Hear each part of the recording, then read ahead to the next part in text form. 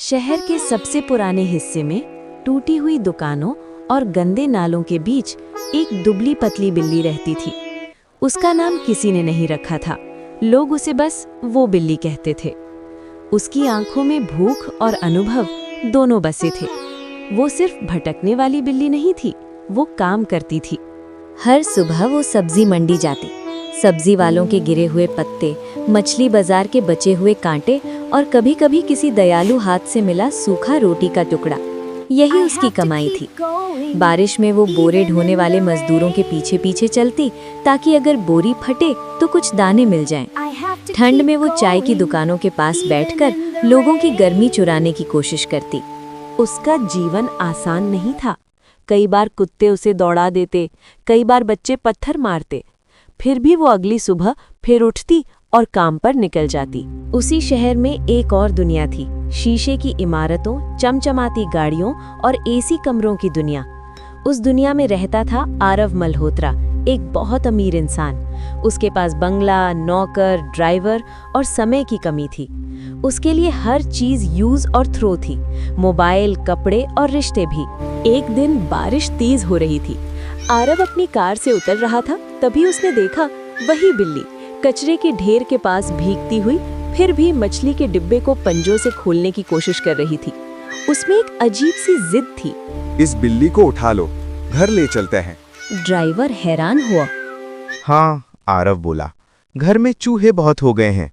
बिल्ली को पहली बार नरम तौलिए, दूध की कटोरी और गर्म जगह मिली, लेकिन ये दया नहीं थी, ये जरूरत थी।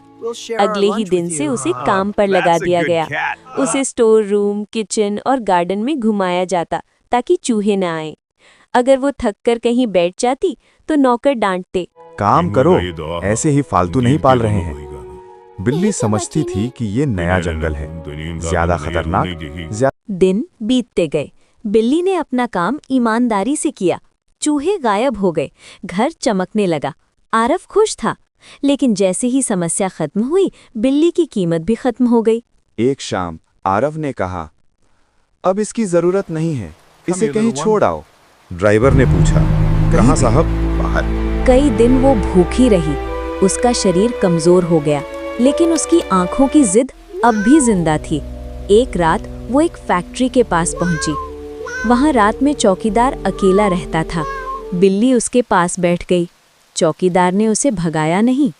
अगले दिन से वो रोज आती, वो चूहे पकड़ती, चौकीदार को चैन की नींद मिलती। चौकीदार गरीब था, लेकिन इंसान था। उसने कहा, तू काम करती है तो खाना तेरा हक है। धीरे धीरे बिल्ली उस फैक्ट्री की रक्षक बन गई। लोग उसे पहचानने लगे। कोई उसे दूध देता, कोई नाम से बुलाता। मेहनत। कई महीनों बाद एक दिन खबर आई, आरव की फैक्ट्री में आग लग गई। नुकसान बहुत हुआ, बीमा नहीं मिला। उसकी दौलत का घमंड टूटने लगा। उसी फैक्ट्री के गेट पर उसने एक बिल्ली को बैठा देखा। मोटी नहीं, सुंदर नहीं, लेकिन आंखों में वही पुरानी जिद। वो पहचान गया। बिल्ली ने उसे नहीं पहचाना, या शायद पहचाना, लेकिन फर्क नहीं पड़ा। आरव पहली बार समझ पाया, काम सिर्फ मजबूरी नहीं होता, सम्मान भी होता है।